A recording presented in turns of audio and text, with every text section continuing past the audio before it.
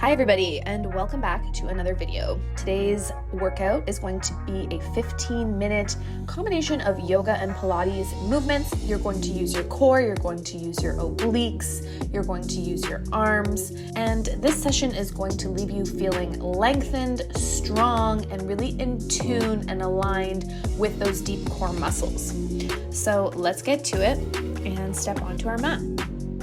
All right, finding our feet hip distance apart and just standing nice and tall. Let's start to draw the arms out to the side and then find the palms of the hands coming together and just tracing that line right down the center of the body. Dip down, bend the knees, and draw the arms up the side, and let's do that again.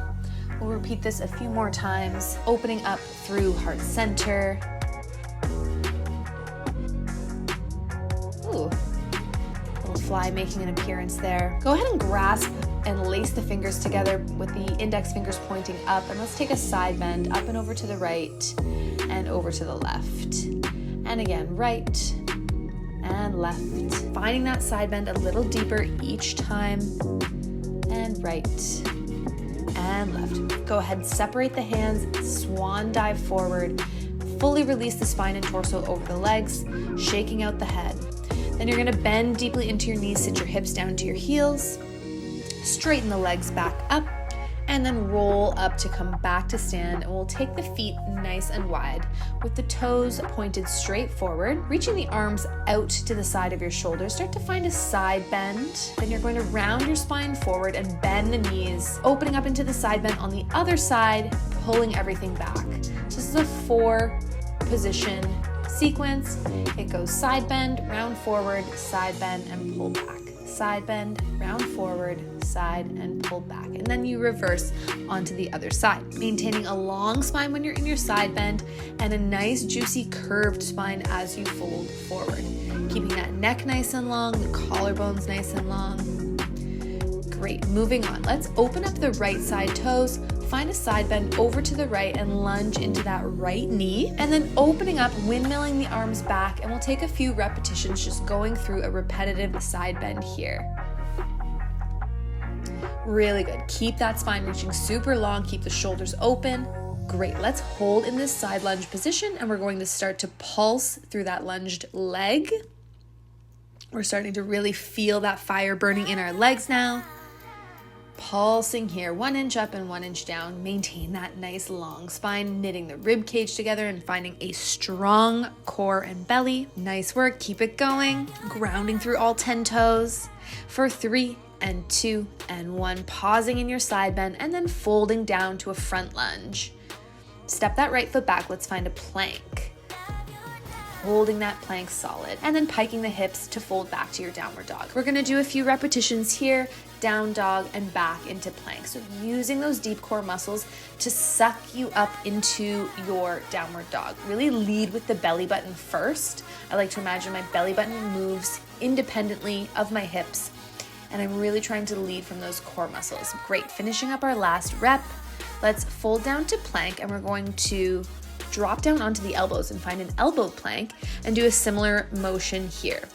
So find that elbow plank and then start to find that piking action in the hips again, keeping the rib cage drawing in, keeping the shoulders away from the ears. Maintain nice long collarbones. We don't want to crowd our neck and chin.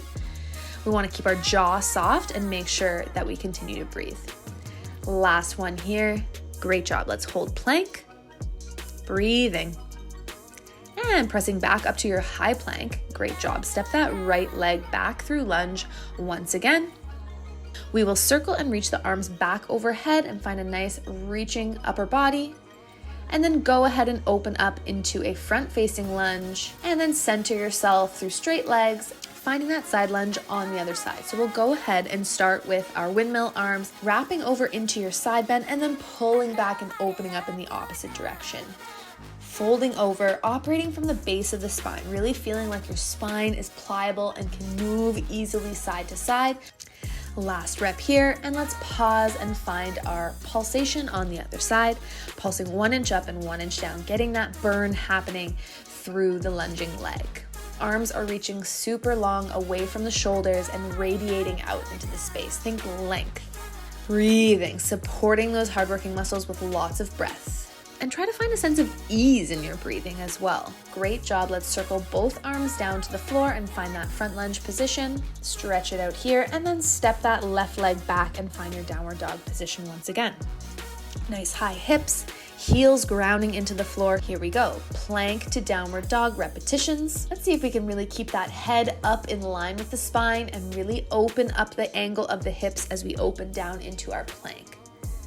Really pay attention to the hip hinge here. This is your, primary action. And let's see if we can really feel that hinging of the hips supported by deep core hugging into the spine. Finishing up your last rep, let's find our plank once again and let's drop down to the elbows and do some repetitions, piking the hips up into the air through this elbow plank position.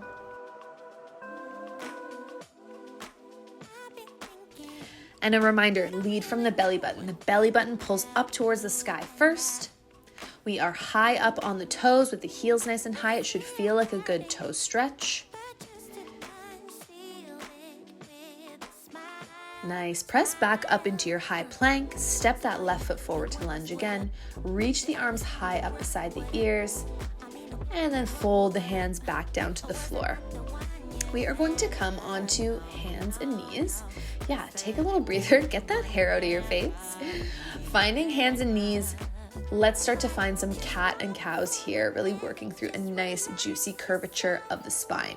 So I like to think when I'm doing cat and cow repetitions, can I increase the curvature of the spine in both directions a little bit more with each repetition? Really send the gaze all the way up to the sky and then underneath looking at the belly button. Nice work. Okay, let's recenter ourselves on our mat and find a flat neutral spine. We're going to step our hands one hand width further than our shoulders. So I'm bending my elbows and I'm tapping down to the mat with an elbow bend. A key piece of information here is that you're keeping a lot of your weight in the hands. So it's easy to do this if you hinge at the hips, but notice how my hips aren't actually moving from their position over my knees. I'm maintaining a lot of weight in my hands, and you're going to really start to feel this through the triceps and the arms. Lots of pressure through the fingers and thumb to take some strain out of the wrist. Right, let's pulse down low. So just hovering the elbows about an inch or two away from the mat and pulsing in that range of motion. Woo, we're feeling that burn.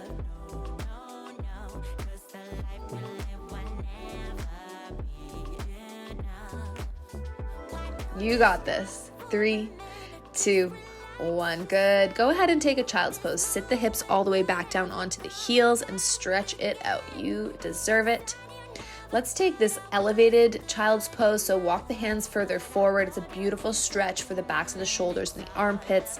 So as you can see, hips are hoisted high up in the air, and then we're pressing the shoulders down towards the mat. Let's come back to the knees. Let's take the hands together overhead and then press them down towards mid-back as you lean into your forearms and stretch out those triceps. Moving along into some side plank work. So let's find ourselves on our left side first. We're going to come onto our left knee and then stack our right knee right over top with the hand on the hip. We're going to start to lower the hips 3 or 4 inches down towards the mat and then lift them back up into space, using our obliques to do that action, really feeling the lower part of your rib cage slide down to meet the top part of your hip on that left side. Closing that gap. Yes, and we're going to start to feel that in our shoulder as well. We've already been doing a lot of shoulder work, so great job. Okay, let's move on. Let's lengthen out that top right leg. Let's take that right arm reaching up towards the ceiling, and then let's start to spiral and take the right fingertips underneath the body, finding this rotational action of the spine. Nice. Let's do some repetitions here. Great job. We're going to find both feet up into our plank. Take that underneath leg up and forward. So you have a splayed leg side plank here. Keep up the good work. We've got one more variation as an optional add-on for this plank. Take your top leg's toe to meet your bottom leg's knee, pointing your other knee straight forward. Very challenging position to hold. All right, let's dismantle this right side plank, take a little break, and then we will move on to our left side. Circle out the wrists.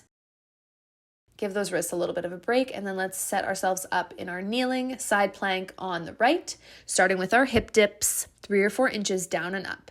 Try not to collapse into that right shoulder. Really try to stay supported from underneath that right shoulder and really using that side body, closing that gap once again between ribs and hip.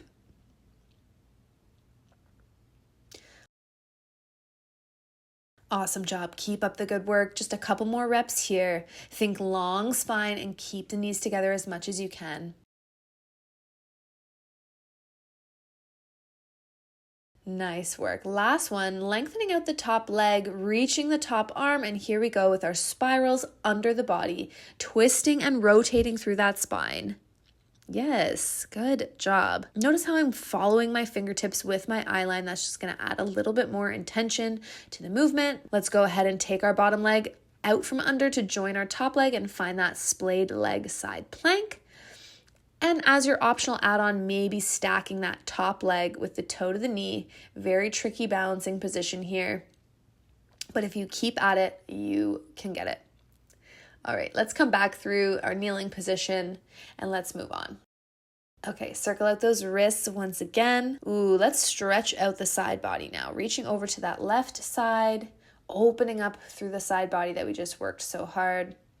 All right, so we are moving into some V-sit work here. So we're finding our V-sit with our toes pointed and our knees hip distance apart, bent in front of us, arms circling in front of our body. We're gonna start to lift and lower right leg and then left leg, straightening out that knee, activating the quad, up and down, up and down. Great job. Optional add-on is a flexion of the ankle at the top of your kick. Let's flex the ankle and then point as we come back down. Nice work. A couple more reps here. I want you to pause with your right leg lengthened and the foot flexed and bring your left leg up to join. If this is difficult, you can keep your hands on the floor, but we are going to hold this V-sit with flexed ankles. Really use our core strength to find balance here. Nice work. Go ahead, point those toes. Okay, let's lower right toes to tap and left toes to tap. Good. We're really starting to feel that deep core burn now. You got this. Keep it up. Right and left and right and left. Just a couple more here. Take a moment to pull those legs a little bit closer to the midline. Awesome job. Feet and hands can both come down to the floor. Let's take a reverse hip bridge here, a little tabletop. Press the hips up. Stretch the shoulders out, open up the hips, and then we'll recline back down. We'll put our elbows on the floor behind us, and we'll elevate the legs off the floor, rotate our legs into an externally rotated position, and then start to find a crisscross action. Nice. Ooh, this is challenging. This is good for our inner thighs. Keep the crisscross going as you lift the legs up to 90 degrees and then lower them down. Big challenge for our core here. You got this. I believe in you. Keep up the good work. You're almost there. Really keep feeling that active external rotation from the hips. So aiming those kneecaps out towards the side as much as possible.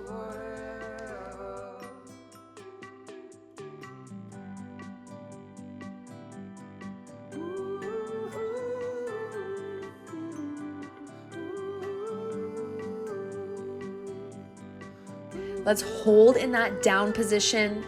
Crisscross for 5 and 4 and 3 and 2 and 1. Let it go. Great job. Let's take that opening up hip bridge once again to open up the front body, stretch out the hips, and lengthen out. All right, we are going to work the glutes in this hip bridge position. I want you to go ahead and take your feet tight together, knees tight together as well. And then you're going to find that hip bridge up and then tap down and up and down. So here we are activating the glutes. Really feel those glutes engage as you press the hips up high and then feel them release as you lower the hips down. 5 more reps here. Great job. Let's hold and squeeze that hip bridge at the top. 3, 2, and 1. Awesome. Lower the hips back down to the floor. Separate your feet and knees as wide as your mat. Turn your toes out, and we're going to do those same hip bridge repetitions in an externally rotated position. Knees point out to the side, toes point out to the side. So now we're targeting side glutes a little bit more. Also known as thrusters. Press those hips up towards the ceiling and feel the glutes engage as you do this. You might even feel a tiny bit vulnerable if you're doing this in a public space. No worries. We gotta work those glutes. Good, hold your hip bridge at the top for 3 and 2 and 1. Good, lowering everything down to the floor. Let's stretch that out. Take a figure 4 with the left foot over the right knee. Walk the hands into the hips. Kick it out and then take that right foot crossed over left knee. Taking a figure 4 stretch here. Give it a little wiggle. Shake out the tension from all of that glute work. Awesome job. All right, let's transition through our knees back to our downward dog position, finding our home stretch, finding our finisher for this workout. From our downward dog, we are going to ripple through the spine and find ourselves rolling out to a high plank, chaturanga down, lowering everything down in one piece. Feel free to drop the knees as you lower down in your plank, and then pulling the chest up and through, dropping the shoulders, looking up to the sky as you find that upward dog back stretch. Leading from that belly button as we do, pulling back to your downward dog. Oh, hello, Mr. Fly. Very cute.